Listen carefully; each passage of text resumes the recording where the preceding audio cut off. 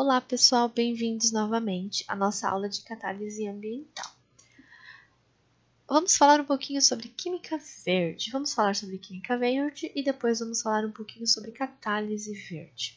Química verde, então, ela é definida como a utilização de uma técnica ou de metodologias ou de uma rota de síntese que vai fazer o quê? Que vai reduzir ou muitas vezes eliminar o uso de solventes, reagentes ou vão gerar produtos e subprodutos que são nocivos à saúde humana ou ao ambiente. Ou seja, a química verde ela tem como embasamento a substituição de técnicas que a gente já fazia antes, né, técnicas até industriais, só que agora a gente vai utilizar reagentes, desperdiçar menos água, nós vamos gerar produtos menos tóxicos. Então a gente está falando tanto em termos de saúde humana como de meio ambiente em si, por isso verde, de ecológico, né, de biodegradável muitas vezes, tá? Então, dentro da química verde, a gente tem a área da catálise verde, né? Que seria a catálise ambiental. Essa química verde, essa catálise ambiental, ela vai ser um segmento no qual nós, utilizando catalisadores heterogêneos ou homogêneos, enzimáticos, enfim, nós vamos encontrar rotas de síntese de produtos muito mais ambientalmente corretas. Então, a aula de hoje nós vamos falar sobre esses processos que eu acho excelentes, eu acho lindos e maravilhosos, sabe? São processos nos quais a gente consegue fazer o que a gente conseguiria antes, né? Às vezes com rendimento maior, às vezes com rendimento um pouco menor, mas que a gente não vai estar poluindo o meio ambiente, colocando, né, as vidas humanas em risco. Então eu acho isso lindo, maravilhoso, gente, sério mesmo. É uma aula assim, eu disponibilizei o material lá no Moodle. Tem vários artigos lá, para quem tiver interesse na área, só algumas sugestões. E aqui eu trouxe só alguns exemplos, só para que vocês tenham conhecimento do que é essa área. E também para que, quando vocês forem, né, os engenheiros químicos maravilhosos lá na indústria, vocês pensem de maneira ecológica, de maneira verde, que vocês tentem buscar fazer com que o processo de vocês seja mais eficiente, gere menos poluente, não produza produtos nocivos, gaste menos água, polua menos. Então, aqui a ideia é passar uma visão geral para que vocês possam levar isso para a vida, gente. Sério mesmo, para a vida, tá? Então, a parte assim de catálise verde, de química verde, né, toda a parte de energias renováveis, ela entra assim no contexto mundial. Então, a gente tem muitos grupos de estudo, muitas pessoas que pensam em fazer a diferença no mundo mesmo. Então, aqui a gente tem alguns eventos que vão acontecer, que só para mostrar para vocês que tem muita gente por trás disso, muita gente buscando isso, e nesses encontros são encontros bons que vocês conseguem ter ideias, né, conversar com pessoas da área. Então, se vocês realmente forem tentar fazer com que o processo de vocês seja mais verde, então vale a pena, sabe? Às vezes deslocar para um congresso desse. Então, a gente tem esse congresso aqui, que é o Green Chemistry. Ele vai acontecer em maio, né, agora, daqui a alguns dias, em 2021. Nós temos esse aqui, o Green Cat, que ia acontecer em abril, né, do ano passado, mas foi prorrogado para março de 2022. Ele é o 4º Congresso Internacional, Simpósio Internacional de Catálise Verde, então ele é específico de catálise, enquanto o outro não, ele era química verde, esse é de catálise verde. A gente tem também o ICGCC, que vai acontecer em 2021. É um dos congressos mais maiores e mais famosos. Vai acontecer em London em junho de 2021. Então vamos conversar. Eu separei essa aula em vários tópicozinhos, tá? Em várias partes. Então essa primeira parte nós vamos falar sobre catálise no controle ambiental. Então a gente não pode falar de catálise no controle ambiental sem falar de conversor catalítico automotivo e produção de biodiesel. Então eu trouxe esses dois exemplos aqui para vocês. O primeiro, do conversor catalítico, eu pesquisei sobre esses dois artigos. Então, o conversor catalítico ele vai estar lá no carro, tá vendo? Aqui, ilustrado aqui no círculozinho para vocês. O conversor catalítico, ele nada mais vai fazer do que converter os gases poluentes que saem do motor do carro, em particular o monóxido de carbono, hidrocarbonetos e óxido de nitrogênio, em gases menos nocivos. Então, a gente tem lá uma colmeia que vai estar recheado de catalisador, certo? Impregnado com catalisador. É uma colmeia cerâmica, e a gente vai estar passando todos aqueles hidrocarbonetos que não foram queimados devidamente no motor, para que eles não saiam na atmosfera. A gente passa por esse conversor catalítico e a gente tem, né, daí gases menos poluentes. Os gases que vão sair do motor, em maior quantidade, são monóxido de carbono, óxidos de nitrogênio e hidrocarbonetos.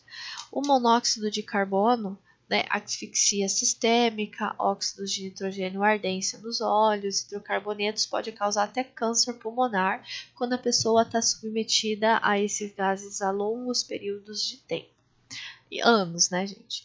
Então, a gente tem esses três principais gases nocivos. Então, aqui a gente tem uma figurinha de um conversor.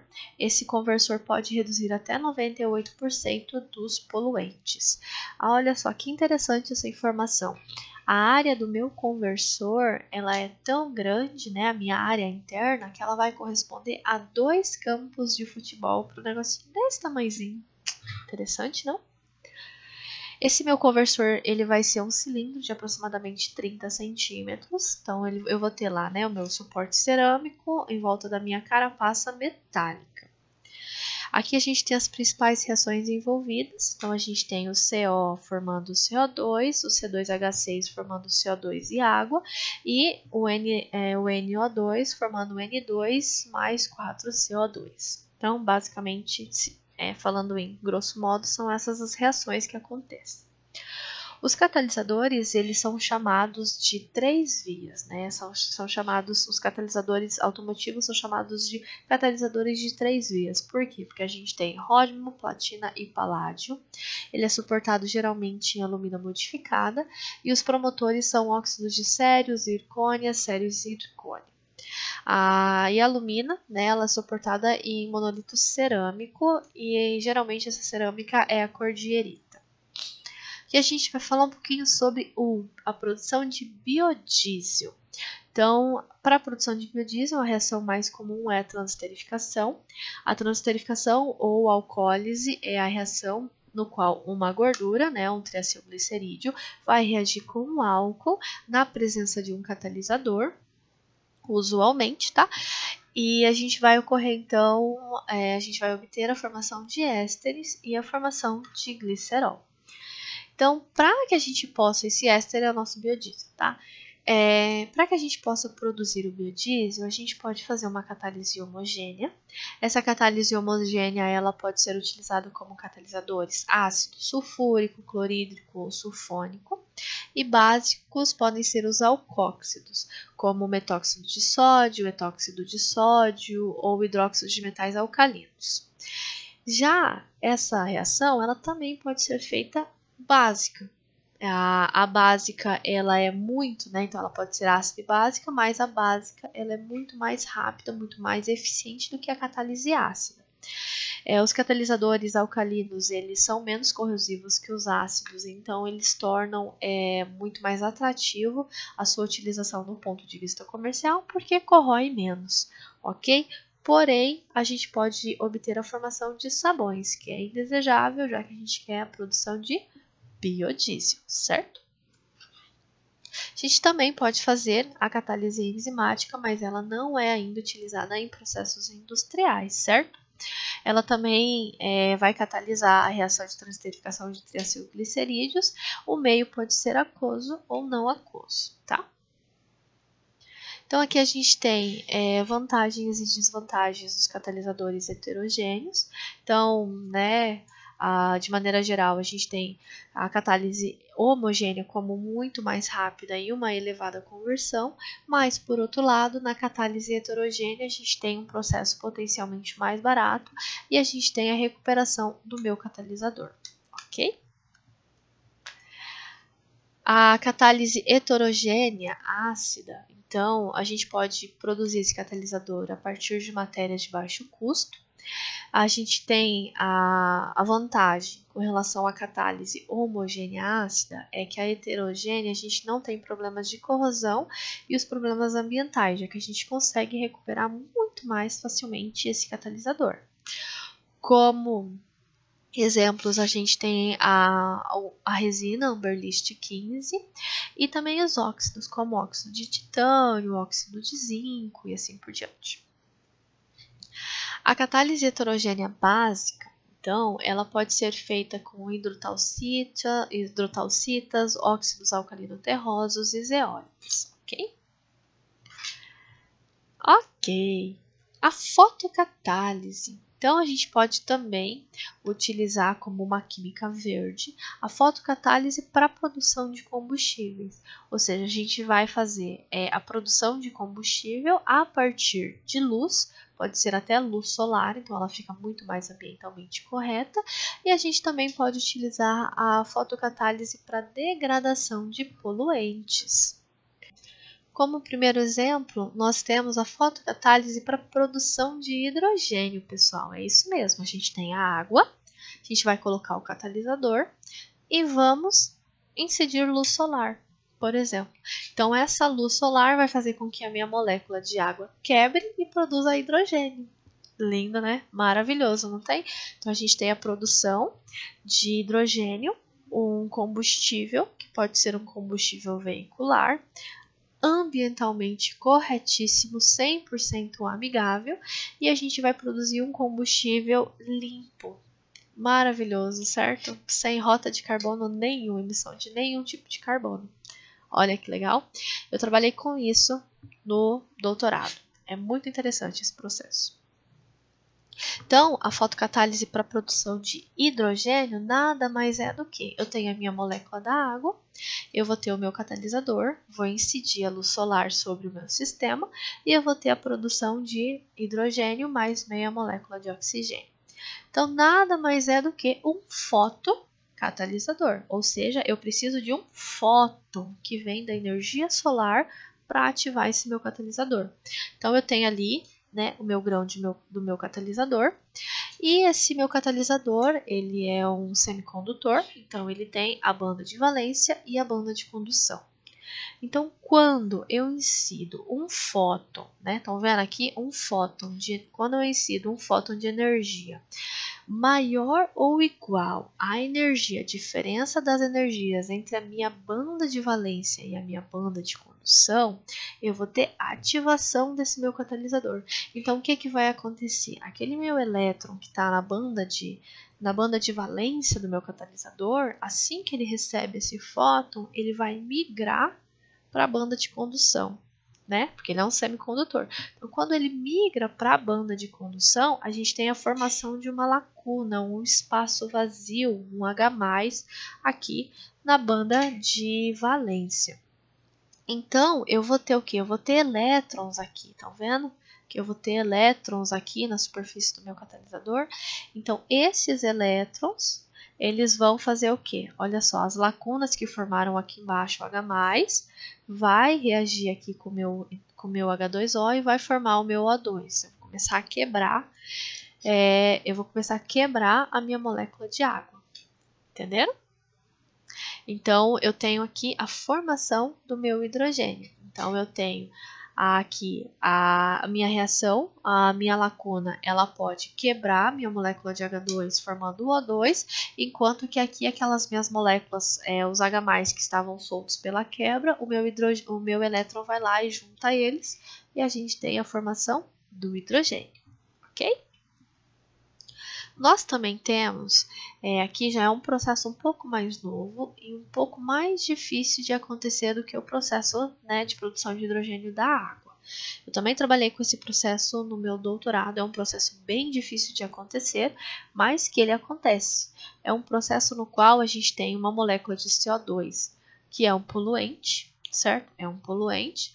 A gente vai ter a nossa molécula de água, que é abundante, uma matéria-prima abundante. Então, a gente, através do uso de um catalisador e de energia solar, nós vamos quebrar essa molécula de CO2 e vamos quebrar a molécula do hidrogênio e vamos montar o quê? E vamos montar combustíveis como se fossem pecinhas de Lego. Então, eu quebrei o CO2, quebrei o hidrogênio, quebrei todo mundo, então eu vou começar a juntar esse meu CO, esse meu hidrogênio, para formar álcoois, para formar hidrogênio, para formar hidrocarbonetos. Então, aqui a gente tem um processo no qual a energia solar, a água, que são matérias-primas baratas, elas vão se ligar junto com o meu CO2, que é uma poluição ambiental, que é uma coisa assim que tem tirado muito sono de ambientalistas e de pessoas, né? Nós, porque é uma poluição. A gente está lançando milhões e milhões de toneladas de CO2 diariamente, né, na atmosfera. Então, a gente consegue, como se fossem várias pecinhas de Lego, formar depois combustíveis. Combustíveis extremamente limpos, renováveis e sem geração de mais CO2. Então, a gente quebra o ciclo. Vocês estão entendendo? A gente quebra o ciclo. Então, aqui a gente tem um diagrama esquemático que a gente pode, então, fazer a produção de hidrogênio, né, a partir da água, juntamente com um sistema de tratamento de efluentes orgânicos a partir de reatores duplos. Então, são reatores que parte trata a água e parte produz hidrogênio. Maravilhoso. Tenho, né, mato 2 peixes numa tacada só.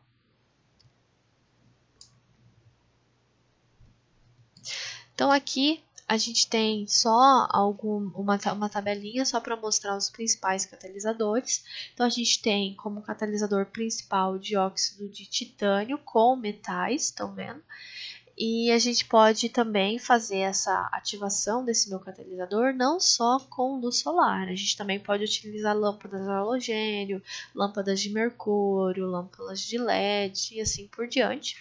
E os produtos, a gente tem metanol, tá vendo? Etanol, CH4, hidrogênio. Nessa tabela não tem hidrogênio, mas a gente pode ter muitos e a grande parte é a produção de metanol aqui.